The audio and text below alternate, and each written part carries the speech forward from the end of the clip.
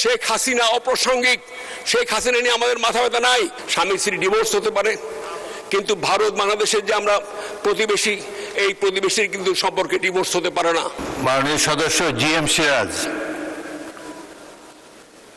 আছেন? আপনার সময় 8 মিনিট। আপনাকে 8 মিনিট দেওয়া হয়েছে, শুরু করেন।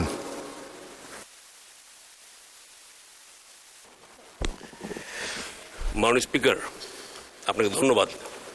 শুরুতেই বলছি মাননীয় স্পিকার, আমাকে আর 5 মিনিট বাড়িয়ে দিতে হবে।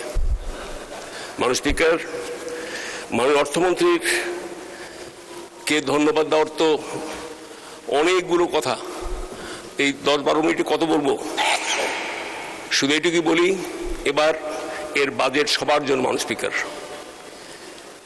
2026-27 অর্থ বছরে 9,38,000 কোটি টাকার বাজেট ঘোষণা করা হয়েছে। বৈশ্বিক ঝুঁকি মোকাবেলা, ভর্তুকি, সামাজিক নিরাপত্তা কর্মসূচিতে ও ব্যয় বৃদ্ধি, সুদ পরিশোধের চাপের মধ্যে একটা অসাধারণ বাস্তবমুখী বাজেট। মাননীয় স্পিকার, মাননীয় অর্থমন্ত্রীর ভাষায়, this budget is a journey towards Democratic, human and inclusive economy. মাননীয় স্পিকার, মাননীয় স্পিকার, 4টি বড় টার্গেট দিয়েছে অর্থমন্ত্রী। প্রথমত, জিডিপির গ্রোথ 6.5%। ইনফ্লেশন তিনি নামিয়ে আনতে চেয়েছেন 7.5%, নামানো ওনার পরিকল্পনা। রাজস্ব আদায় এখানে 6.9 ট্রিলিয়ন টাকা। মাননীয় স্পিকার, এনবিআর এর টার্গেট হলো 6.4 ট্রিলিয়ন। ঘাটতি দেখছি আমরা 2.43 ট্রিলিয়ন। আমি বিশ্বাস করি ঘাটতি ছাড়া আপনার এটাও যে ঘাটতি বলা হয়েছে, সেই ঘাটতি আয় ব্যয়ের তুলনায় এটা সামঞ্জস্যপূর্ণ এবং এটা বাস্তব। মাননীয় স্পিকার, মাননীয় স্পিকার, সরকারের 5টি অগ্রাধিকার কথা মাননীয় অর্থমন্ত্রী বলেছেন। একটা হলো ম্যাক্রো স্ট্যাবিলিটি, অর্থনৈতিক স্থিতিশীলতা নিয়ে আসা। পারচেজিং পাওয়ার, একটা লিভিং স্ট্যান্ডার্ড, জীবনের মান। জব ক্রিয়েশন, কর্মসংস্থান, এই জন্য value of money, ROI, job ক্রিয়েশনের নীতির উপর জোর দেওয়া হয়েছে। মাননীয় স্পিকার, রিফর্মসের উপরে জোর দেওয়া হয়েছে। ট্যাক্স নেট বাড়ানো, ব্যাংকিং সেক্টর সংস্কার, 5 বছরের জন্য ট্যাক্স নীতি অপরিবর্তিত থাকবে।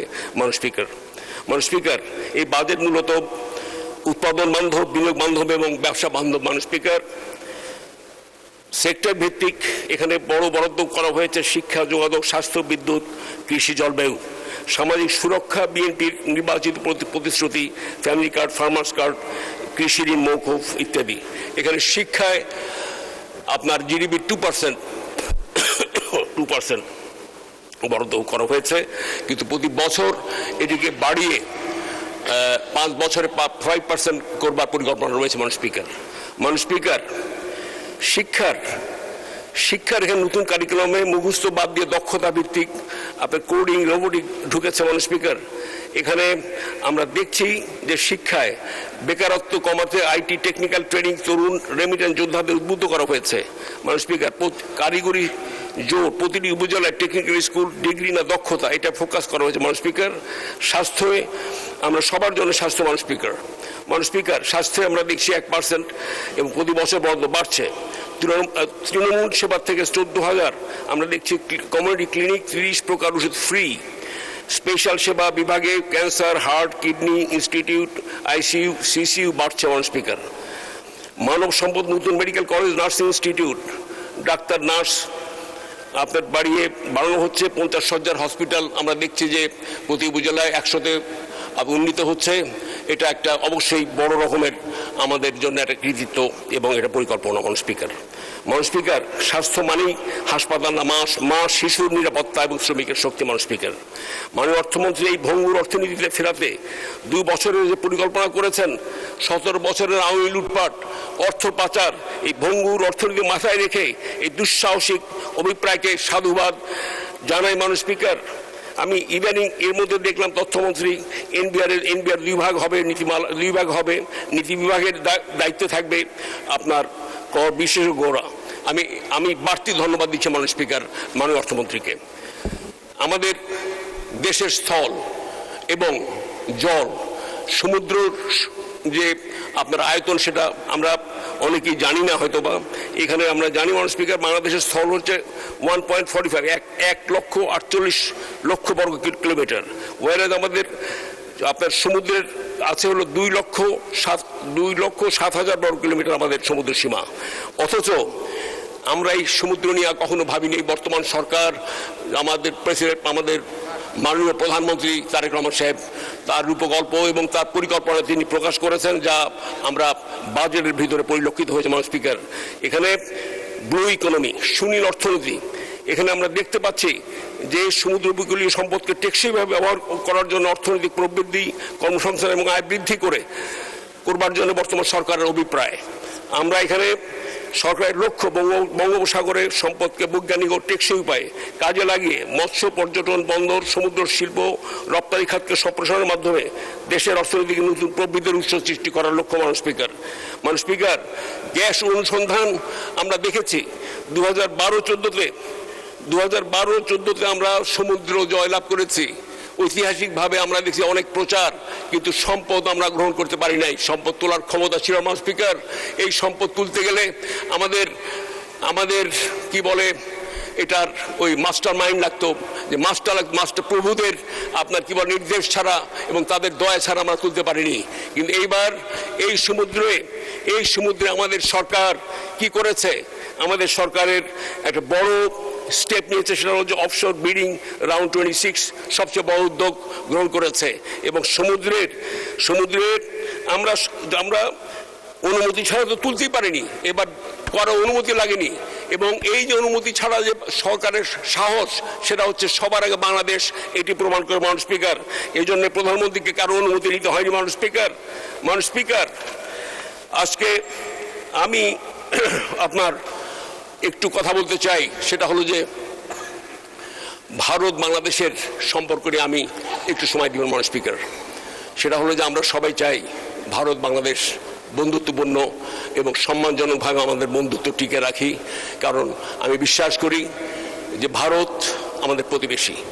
আমরা দুই বন্ধুতে আমাদের বন্ধুত্ব ক্ষণস্থায়ী হয়। আমাদের স্বামী স্ত্রীর সম্পর্কেও আপনার সেই সম্পর্ক ক্ষণস্থায়ী হতে পারে, স্বামী স্ত্রী ডিভোর্স হতে পারে, কিন্তু ভারত বাংলাদেশের যে আমরা প্রতিবেশী, এই প্রতিবেশীর কিন্তু সম্পর্কে ডিভোর্স হতে পারে না। প্রতিবেশীকে আমরা কখনোই অস্বীকার করতে পারি না, না ভারত পারবে না বাংলাদেশ পারবে। এই ক্ষেত্রে আমি যেটা বলতে চাই যে আমরা দেখলাম যে ভারতের আপনার হাই কমিশনার সাহেব তিনি আসলেন, his Excellency mister Dinesh Trivedi, তিনি এসে বাংলাদেশ ভারতের বন্ধুত্ব নিয়ে তিনি কাব্যিক ভাষায় তিনি বললেন, আমরা একই আকাশ একই বাতাসের নিচে আমরা আছি, আমাদের বন্ধুত্ব প্রয়োজন। আমরা কি দেখলাম? আমরা দেখলাম বাংলাদেশের সোশ্যাল মিডিয়াতে বিতর্কের ঝড় এবং ভারত বিরোধী বিভিন্নভাবে আমরা সোশ্যাল মিডিয়াতে বা ইলেকট্রনিক মিডিয়াতে সব কিছুতে আমরা দেখলাম। কেন? এই কেন প্রশ্নটাও যেতে হবে মাননীয় স্পিকার। আমরা জানতে চাই যে আজকে পুশিন, ভারতের ভাষায় পুশব্যাক, এই পুশিন আপনারা সদস্য ধন্যবাদ।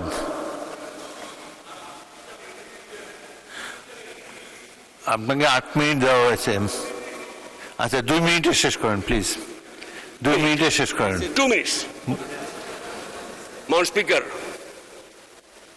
আমরা বলতে চাই আসুন মানুষের হৃদয় জয় করুন, মানুষের হৃদয়ের সাথে ভারতবাসী এবং বাংলাদেশের মানুষের সাথে হৃদয়ের সম্পর্ক স্থাপন করি।